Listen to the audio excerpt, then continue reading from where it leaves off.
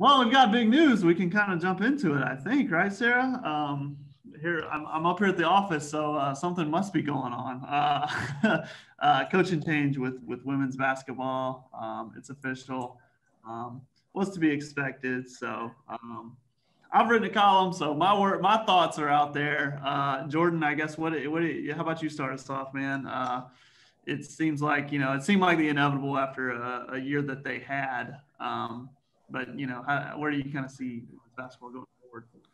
First off, I want to point out Justin on his birthday, breaking news out here. First off, happy birthday. Second off, I really appreciate during that shot, you were looking at your phone, looked like Woj, waiting for another Justin League bomb to drop. So that was nice. I think I hit on that. My perspective, it seemed inevitable. I mean, you can't have that kind of losing streak to end the year and to have the struggles they had, it was pretty inevitable there was going to be a change.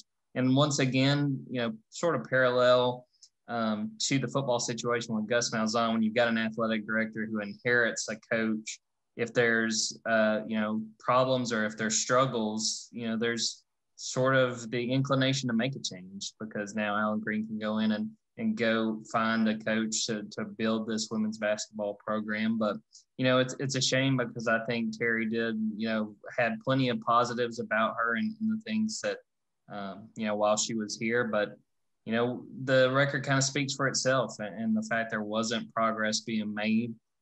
It's such a shame because you look at, players like Unique who, played so well during her time as the head coach. But I think you kind of hit on the biggest things, and now we get to cover another coaching search. That first just wasn't fun enough for football. Let's get in on another one, man. Let's jump into this, see what happens. There's a lot to kind of digest with it. One of the things that I haven't really chewed on is, like you said, you talked about the positives with Coach Flo. I mean, honestly, the thing about her approach of making Auburn a defense first team, a press team, was probably the right move. That's something you've got to chew on and stomach a little bit. Now, of course, you debate the execution, but you may go out there and get someone to kind of take the same approach. Sarah, I want to ask Jordan a question. I want to ask Sarah a question. You ready? Okay. You were at Auburn more recently than I was. Well, how do you feel about the support for Auburn women's basketball? Do you think it's where it needs to be to compete with a South Carolina, a Mississippi State, or of course a Tennessee? And just what was do you think there was an investment there, or do you think it needs to be better? To be honest, when I was a student at Auburn, so I've been graduated almost 3 years now, which is kind of terrifying to think about. Nobody went to women's games. Nobody knew Auburn really had a women's basketball team. And to be honest, nobody really cared about the women's team. You would have never known, being a student there, that they had a rich history of going to the tournament and producing really good players. You would have no idea Auburn was a place that did that with women's basketball. And to be honest, I think it's definitely kept falling off the cliff, I guess you would say, just to the point where no students are really attending women's games. Nobody looks forward to going to a women's game. And like I said, to be honest, you never really actually knew Auburn had a women's basketball team. You just kind of assumed it. They just kind of existed. And you just kind of lived your life knowing like, all right, I'm going to football games and I'm going to men's basketball games. And nobody really ever wanted to go to women's games, which is a shame because I played women's basketball, and you look at these programs such as South Carolina, Mississippi State, Tennessee, and then obviously UConn, Notre Dame, and Stanford.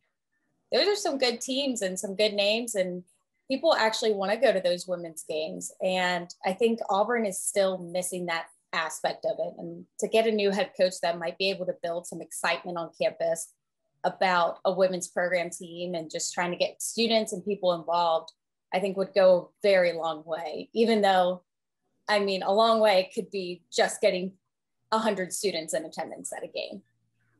Right. Yeah, I mean, I don't understand why they can't. I mean, you've got the jungle, right? I mean, for Auburn men's basketball, why aren't they there for the women's game? Why is that? Why? And I know you got to say, oh, they need to win games and then the crowds come. That's true. But I mean, why does it have to be that way? Why let your school be a have not? Why let your school be a school that doesn't have this a rockin' student section, or more banners for their women's team, because like we said, there's a rich history there. So yeah, Sarah, I mean, do you think, and Jordan too, I mean, it's almost like some of that isn't celebrated in my mind. So tell me if I'm wrong, but I feel like there's more that I mean, of course there's more administration can do, but at the end of the day, it comes down to people, and it comes down to the fans, and it comes down to them. I mean, am I wrong? What do you guys see in that? I think that's a fair, look at the situation. And, I think you look at other teams in the SEC. I mean, Tennessee has always been sort of the standard as far as women's basketball. And you mentioned this in your column too, Justin, but like, a team like Mississippi State, to my knowledge, I don't think they've, traditionally been like a Tennessee, but they were really, really good with Vic Schaefer, and you saw sort of the support that came with that. And really now when I think about women's basketball in the SEC, it's usually South Carolina and Mississippi State that kind of come to the forefront for me.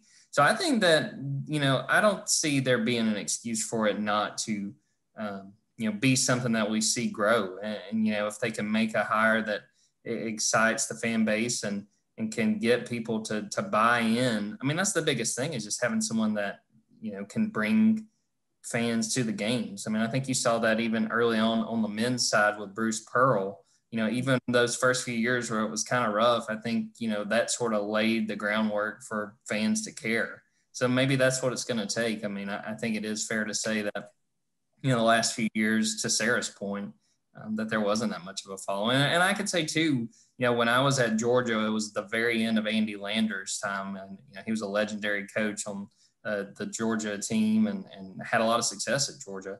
And, to what I can remember, it's kind of similar. It probably wasn't quite as dire, but, it was still about the men's team, which at Georgia wasn't much. I mean, Georgia wasn't that good during the Mark Fox era.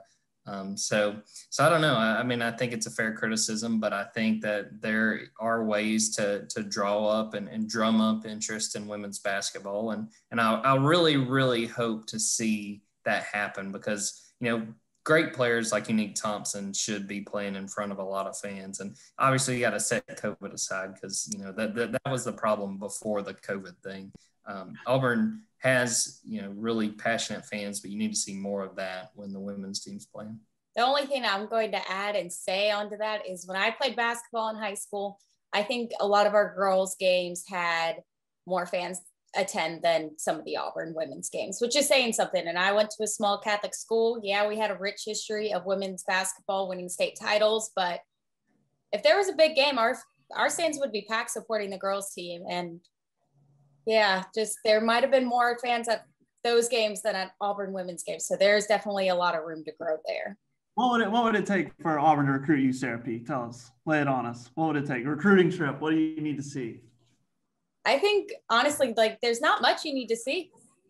It's a D1 offer. That would have been it for me. It's like, oh, I have a Division I offer down to play in the SEC. That's great. That's awesome.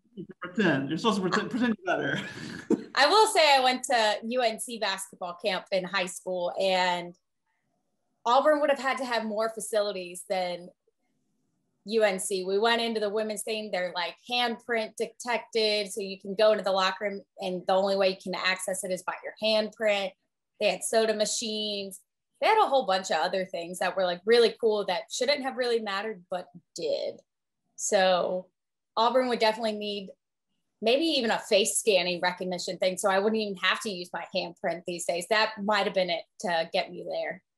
The hand scans are so 2018. I mean, come on, that's just out of here. Soda machines is my takeaway. That's what they need. There's not enough Coke in the building. Well, Justin, do you have anything else you'd like to add about Coach Flo being out at Auburn, and I guess the basketball team, the new search for their new coach? No, I mean, we'll see where they go with as far as the next coach goes. I mean, we could get into the nitty gritty. I think we'll have time for that later.